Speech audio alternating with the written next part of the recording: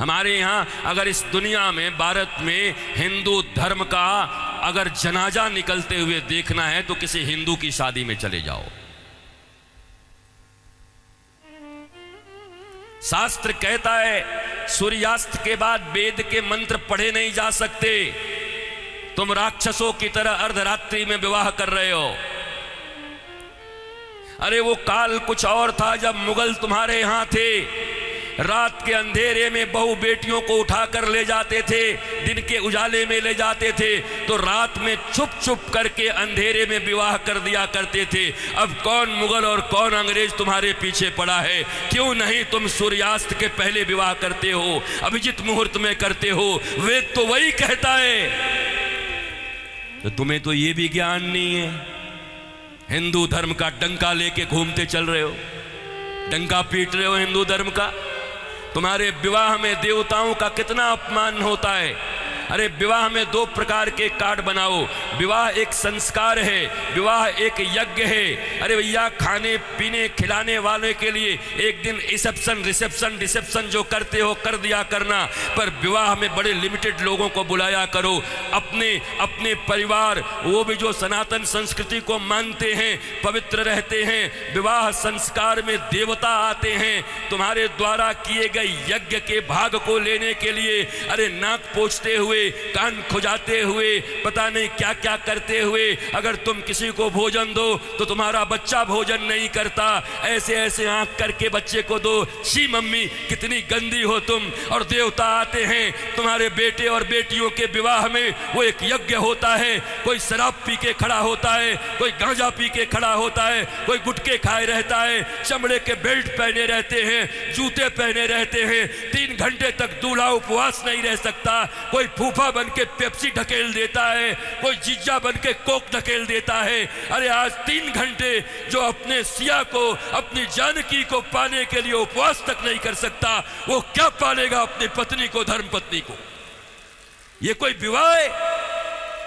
ये कोई सनातन संस्कृति है? और इसी को तुम विवाह कहते हो। विवाह यज्ञ है, यज्ञ है। इसलिए हमारे यहां तलाक और डिवोर्स का कोई सिस्टम नहीं है। उनके यहां विवाह एक एग्रीमेंट है, आज हुआ है कल तोड़ देंगे। पर सनातन संस्कृति धर्म पत्नी और पति स्वामी, इस प्रकार की एक संरचना है। विष्णु और लक्ष्मी बताया जाता उनको। तुम कौन से विवाह कर रहे हो? अंग्रेजों के पिट्ठुओं, अंग्रेजों के गुलाम बड़े बन गए हो। भारत के पैसे खा करके उन पैसों से भारत को ये दिखा रहे हो अंग्रेजों और पाश्चात्य संस्कृति की तरह विवाह करके साधारण भारतीयों के मन में लोभ उत्पन्न कर रहे हो। और ये समाज के अग्रणी लोग बने हुए हैं, ये समाज के श्रेष्ठ लोग बने हुए हैं, ये समाज को दिशा दिखा रहे हैं, ये समाज को भोंडा प्रदर्शन कर रहे हैं, अपने धन का लोगों को दिखा रहे हैं। एक गरीब बेचारा विवाह करने में भी लज्जा करता है, इतना आडंबर बना दिया।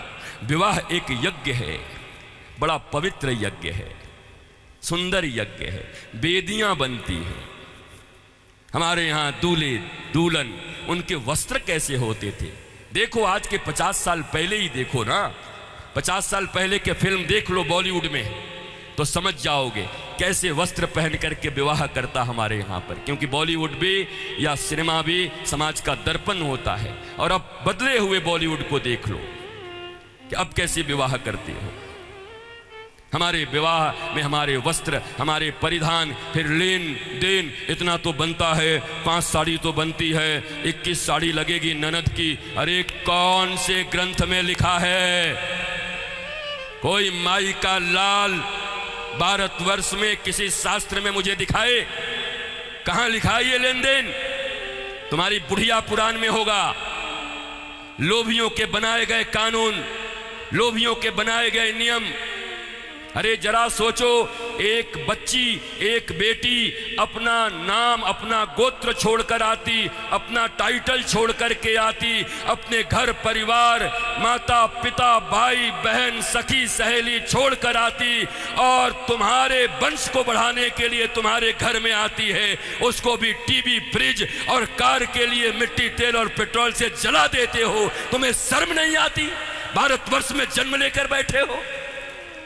तुम्हारी बाजुओं और भुजाओं में अगर शक्ति है तो अपने पैसे से कार खरीद लो, अपने पैसे से फ्रिज खरीद लो, क्योंकि छोटी छोटी बच्चियों के पिता तो बचपन से उसके लिए खिलौना खरीदते रहते हैं। जब छोटी रहती है 5 रुपए का, थोड़ी बड़ी हो जाती है थोड़ा और बड़ा, थोड़ी बड़ी हो गई साइकिल खरीद लिया, थोड़ी बड़ी हो गई स्कूटी खरीद दिया, और बड़ी हो गई अच्छे घर के हैं कार खरीद दिया 5 लाख का, और एक दिन फिर जा करके 5 करोड़ में एक गुड्डा खरीद के ला के दे दिया। तो खरीदे हुए सामान की जो इज्जत होती है वही दूल्हे की भी इज्जत होती है। दूल्हा बिकता है, बोलो खरीदोगे?